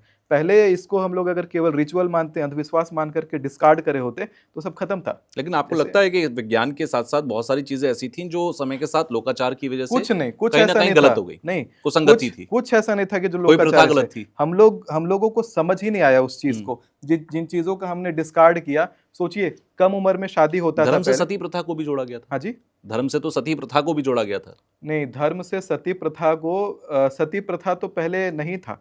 सती प्रथा का बहुत अलग अलग नियम आया था। वो तब आया था सती प्रथा जब आक्रमणकारी सत्ता पर आक्रमण करने आते थे और महिलाओं को ले जाते थे। हम लोग जौहर की तरह समझते हैं। नहीं, जौहर महिलाएं अपनी स्वेच्छा से उसमें जौहर करती थी कि उनके शरीर का गलत उपयोग ना कर सके। लेकिन वक्त के साथ वो प्रथा बन गई कि चाहे ना चाहे आपको करना पड़ेगा। ना बनना अपनी जगह थी, प्रथा नहीं बना। प्रथा जो है, मैंने नहीं देखा कि कहीं प्रथा बना। ये प्रथा ना मैनिपुलेटेड हिस्ट्री है, एनसीईआरटी में पढ़ाया हुआ प्रथा है ये सब। कांग्रेस के काल में और उससे पहले के काल में सरस्वती को आके ये सब करना पड़ा, इन सब नहीं उटपटांग बात मैं उतना नहीं मानता है, प्रथा वगैरह नहीं था। ये इतिहास पूरा मैनिपुलेटेड है। हिंदू शब्द अभी आप मानते हैं हमारा धर्म का नाम हिंदू है, आज भी देखिए एनसीईआरटी का किताब उठाइए, हिंदू शब्द का उत्पत्ति कहाँ से आता है, आप क्या पढ़े थे? व्हाट्सएप यूनिवर्सिटी कहती है कि अरेबियंस आए थे, उन्होंने हिंदू कहना शुरू किया। व्हाट्सएप यूनिवर्सिटी लेकिन ये इंडस से आता है, इंडस और हिंद जो नदी है, सिंध नदी, वहां से ये बनता है, वहीं से बनता है। ये कहाँ पढ़ा आपने? इतिहास की किताबें कहती है, इतिहास की, एनसीईआरटी की। अब आप कह दोगे फिर से कि भाई इतिहास की किताबें जो है वो मैनिपुलेटेड है। मैं मानता हूं बहुत मैनिपुलेटेड है। आप देखिए अभी आपने भी यही बात पढ़ा। कोई आईएएस आईपीएस अगर कोई बंदा बना है, वो भी यही पढ़ के बड़ा हुआ है। बिल्कुल, इतिहास की बात। और इतिहास किसका छापा हुआ? इंडियन गवर्नमेंट का। इंडियन गवर्नमेंट का कैसा छापा हुआ है, नहीं, मैं बहुत सारे ऐसे इतिहासकार या फिर ऐसे स्कॉलर्स को जानता हूँ जो बिल्कुल हिंदुस्तानी सनातनी सोच रखते हैं, वो भी इस बात को मानते हैं। वो भी मानते मैंने हैं। पॉडकास्ट किया उन लोगों के साथ। ना तो ये जो फैक्ट है कि चलिए इंडस से इधर यानी सिंधु के इधर रहने से हम हिंदू कहे जाने लगे। तो हिंदुस्तान जो शब्द है, मतलब हिंदुस्तान शब्द का भी धरातल पे कोई मतलब नहीं बनता है, विदेशियों का ही कॉइन किया हुआ हिंदू है जिसमें हिंदुस्तान जुड़ गया। और हमारा जो हिंदू धर्म, हम लोग कभी हिंदू नहीं कहा था, दूसरे लोगों ने हमें हिंदू कहा। अच्छा, तो हिंदू धर्म का भी ये जो अभिप्राय हो जाता है कि विदेशियों ने हमें हिंदू बुलाना शुरू किया। अब मैं आता हूँ इसको खंडित करने का शुरुआत करता हूँ। सबसे पहले मैं बृहस्पति अगम ग्रंथ से एक श्लोक सुनाता हूँ आपको। हिमालयम समाराभ्यम, हिमालय से शुरू होता है, यावत इंदु सरोवरम, वहां पे इंदु सरोवर आता है, सिंधु नदी, तम देव निर्मितम देशम हिंदुस्थानम प्रच्छते। तो हिंदुस्तान जो शब्द है ये हमारे वैदिक शब्द है और बृहस्पति अगम ग्रंथ में है। अब पढ़िए ऋग्वेद।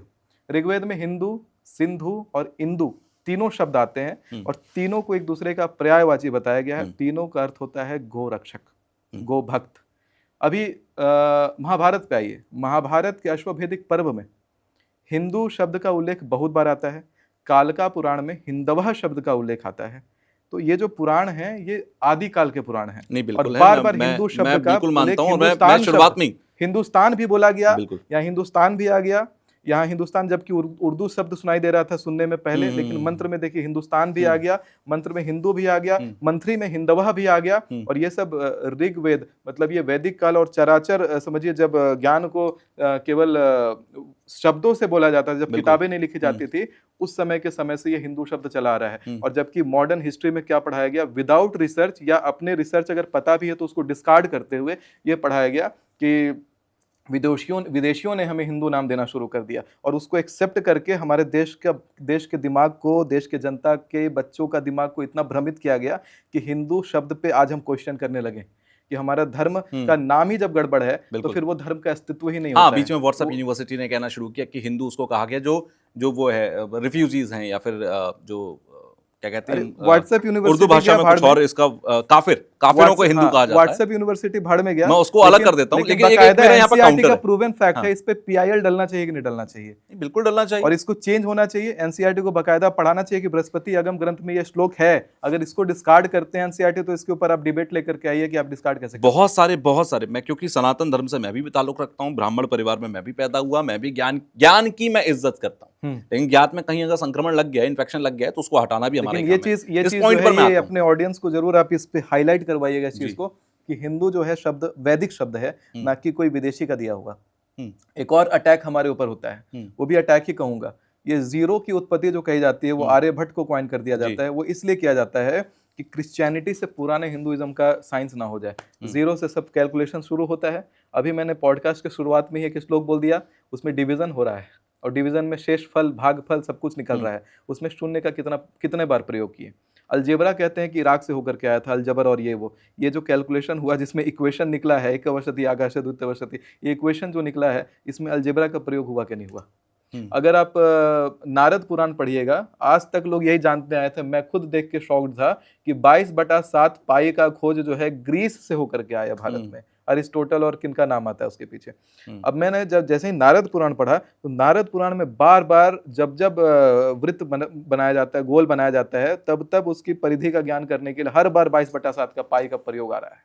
तो पाई अब ग्रीक सिंबल, ये सब कितना क्वेश्चन। लेकिन आप ये मानते हैं कि सनातन धर्म की जितनी भी किताबें हैं, चाहे वो रामायण हो, रामचरितमानस हो, महाभारत हो, वेद हो, उपनिषद हो, पुराण हो, जितने भी हैं, क्योंकि ये कागजों पे लिखे जाने अभी शुरू हुए, उससे पहले भोजपत्र वगैरह ताम्रपत्र पे आपको मिल जाएंगे या किसी दीवार पे उखरे हुए मिल जाएंगे, जो कि पाली भाषा में मिलेंगे। बहुत कम लोग हैं जो उसे डिकोड कर पा रहे हैं। सबसे बड़ी प्रॉब्लम, अरे डिकोड तो है पड़ा हुआ, लेकिन उसको समझ लेंगे तो मान जाऊंगा। समझ नहीं तो वही तो समस्या है। 33 कोटि देवता की ये बात है। अब इसमें मार्केट में 2 भ्रम है, एक 33 करोड़ और एक 33 प्रकार। दोनों है, दोनों सत्य है। 33 करोड़ भी सत्य है और 33 प्रकार भी सत्य है। कैसे एक चीज के 2 सत्य कैसे हो सकते हैं? एक चीज के 2 सत्य। मैं आपको ऐसा भी बता देता हूं कि शास्त्रों में आपको बहुत तरह का अभिप्राय मिल जाएगा। जैसे कि आप शैव संबंध में किताबें पढ़ेंगे तो आपको शंकर श्रेष्ठ बताया जाएगा, वैष्णव संबंध पे पढ़ेंगे तो वैष्णव श्रेष्ठ हो जाएंगे, दुर्गा संबंध में पढ़ेंगे दुर्गा श्रेष्ठ, और तीनों सही हैं। धर्म इसी प्रकार का है। धर्म में नॉनवेज खाने वाले के लिए भी धर्म है, धर्म में दारू पीने वाले के लिए भी धर्म है, धर्म में ना खाने वाले के लिए भी धर्म है। और तीनों श्रेष्ठ हैं। जो चीज एक जगह गलत है तो दूसरी जगह वो सही हो धर्म की जाती तो परिभाषा यही है कि जो आपने धारण कर लिया वो आपका धर्म है। एक नहीं, आर्मी खाली ऑफिसर धारण- अपने दुश्मन देश के जवान को मार देता है तो वो हत्या जायज हो जाती है, धर्म के हिसाब से हो जाती है। वहीं एक व्यक्ति किसी और को मार देता है तो वह अधर्म हो जाता है। क्यों? क्योंकि जो आपने धारण किया वो आपका धर्म है। मेरा सवाल यहां पर यह था, क्या आपको लगता है कि हम ऋग्वेद, उपनिषद, पुराणों का रेफरेंस तो दे रहे हैं, लेकिन आप वहीं पर देखेंगे तो वो दो चीजें, दो किताबें आपस में कॉन्फ्लिक्ट कर रही हैं? क्यों? क्योंकि समय हमारी गुरु शिष्य परंपरा थी। एक ने दूसरे को कहा, दूसरे ने तीसरे को कहा, उसने अपने शिष्य को सुनाया, उसने अपने शिष्य को सुनाया। एक भी चेन का पार्ट बीच में से अगर जरा सा भी गड़बड़ हुआ तो वहां से धारा बदल जाएगी। रामायण कुछ और कहती है, रामायण कुछ और कहती है, और बहुत सारी जगहों पर रामचरितमानस कुछ और कहती है। यही तो गड़बड़ है। बात यह है ना कि जब कहा जाता है कि शास्त्र अगर पढ़ना है तो शास्त्र के को पढ़ते पढ़ते जब फलस्तुति के पाठ पे आते हैं तो शास्त्र को पढ़ना कैसे है वो भी शास्त्र में लिखा हुआ है। उसमें बकायदा लिखा हुआ है कि ब्राह्मण गुरु के माध्यम से आप शास्त्र का अध्ययन करेंगे जो इस प्रकार का आचरण रखते हो, और इस प्रकार से वेद व्यासपीठ, इस प्रकार से व्यासपीठ बनाइए, और इस प्रकार से उनके मुखारविंद से आप शास्त्र सुनिए। शास्त्र पढ़ने के लिए सबको नहीं कहा जाता है, शास्त्र समझने की चीज, शास्त्र समझने की चीज है। इसी कारण से कई बार आप देखिएगा कि एक शब्द होता है कनक। एक कनक का मतलब होता है सोना, सोना, एक का धतूरा। हाँ, एक का मतलब धतूरा होता है। तो अब आप खुद ही समझिए कि अगर आपके पास गुरु नहीं है तो कभी आप धतूरा ले लीजिएगा और धतूरा समझ करके नशा करने लग जाइएगा, जहाँ सोना का प्रयोग करना था वहाँ आप धतूरा खा के बैठ जाइएगा। तो यही डिफरेंस होता है कि गुरु अगर हैं तो वही सही मार्ग दिखाएंगे। तभी हम लोग अगर खुद से पढ़ने लगते हैं तभी ये कन्फ्यूजन क्रिएट होता है कि वहाँ पे वो लिखा हुआ है, वहाँ पे ये लिखा हुआ है। हालांकि मैं थोड़ा सा अभी क्लियर कर दूं कि शास्त्र पढ़ने का अर्थ केवल पढ़ना नहीं है, उसका अर्थ है साधना। तो साधना के समय में जिस इष्ट का आप अध्ययन करते हैं तो उसको तत्काल इष्ट मान करके और सर्व सत्य मान करके भगवान ने उसी स्वरूप में खुद को व्यक्त करते हुए, भगवान को उसी स्वरूप में व्यक्त करवाते हुए आपको उनका चिंतन स्मरण करना होता है। इसीलिए उनकी श्रेष्ठता वहां पे आती है और उनसे संबंधित सभी मार्ग वहां पे सही हो जाते हैं। ब्रह्मांड में कुछ भी सही और कुछ भी गलत जैसा है ही नहीं। जो भी है वो कर्म है, और सही और गलत जो है वो उसका अर्थ नहीं निकलता। अर्थ ये निकलता है कि उस कर्म का फल आपके लिए सही है कि आपके लिए गलत है, वो ज़्यादा यहाँ पे मैटर करता है। क्योंकि जो भगवान ने अवतार लिया जीवन देने के लिए, वही भगवान पूर्ति भी करते हैं और वही भगवान मार भी देते हैं। तो कई बार होता है लोग ऐसा भी सोचते हैं कि अरे भगवान है, भगवान मेरे साथ गलत नहीं करेंगे। तो नहीं, आपके कर्म अगर गड़बड़ हैं तो जो भगवान ने आपको जन्म दिया है, जो आपका पालन कर रहे हैं, वही मारेंगे भी आपको वही। क्योंकि जहर वही है तो अमृत भी भगवान वही है। कृष्ण तो खुद गीता में खड़े होकर कह रहे हैं कि ना मैं किसी को मार रहा, ना मैं किसी को बचा रहा, सब है तुम्हारे कर्म ही तुमको मार रहे हैं, तुम्हारे कर्म ही तुम्हें मरवा रहे हैं। सृष्टि जो है पूरा भगवान का उस तरह से रचा हुआ है। मुझे लगता है बहुत तगड़ा फॉर्मूला बनाया हुआ है जिस फॉर्मूले के अंदर हम कुछ सेटल हैं। अब थोड़ा कुंडली पे आ जाते हैं। मुझे मेरा जो मानना है, जानते हैं ये क्यों फोड़ा जाता है? ये मेरा पता नहीं क्या होता है, मुझे ऐसा लगता है कि तोड़ देना चाहिए। क्यों पता नहीं, एक बीटीएस बढ़िया कटता है या जो मानिए एक आप पकड़िए ना। खैर इसमें मुझे ऐसा लगता है कि मैं जिस पॉइंट पर आ रहा था, हाँ, ये हम कुंडली के पॉइंट पे आते हैं। हाँ। ये जो ब्रह्मांड में हमारे कर्म है ना, कि मुझे मान लो इस जन्म में गरीब बनना है या अमीर बनना है, तो वो अमीर और गरीब बनने की जो पूरी परिभाषा है वो जो ग्रह है उनको दे दिया गया कि ये फॉर्मूले में सेट हो जाओ, इसके कर्मों का सारा फल इसको तुम देते रहना। हाँ। एक कप और चाहिए मुझे लगता है आपको। महाराज ऐसे बिना कप तोड़े, पता है फ्लो नहीं आ रहा है, ऐसा लग रहा है कन्वर्सेशन जा रहा है सीरियस। तो टूटा, एक बार भी नहीं टूटा, बिल्कुल इरिटेटिंग चीज है। हम लोग शुरू करते हैं यहाँ से। अब आएंगे भविष्यवाणियों का सेक्शन और सब कुछ टच करेंगे इसमें, मजा आएगा। इस वाले पार्ट को हम लेंगे और थोड़ा बीच में डाल देंगे, जिससे कि शुरुआत में आदमी पागल ना हो जाए। क्योंकि शुरुआत में थोड़ा ना कॉम्प्लेक्स चली गई, वो आदमी जो सुनेगा ना सीधे आएगा, सीधे लैंड करेगा, वो क्रैश हो जाएगा। हुआ क्या? सीरियस होते हो, तोड़ दिया। ओके, हाँ।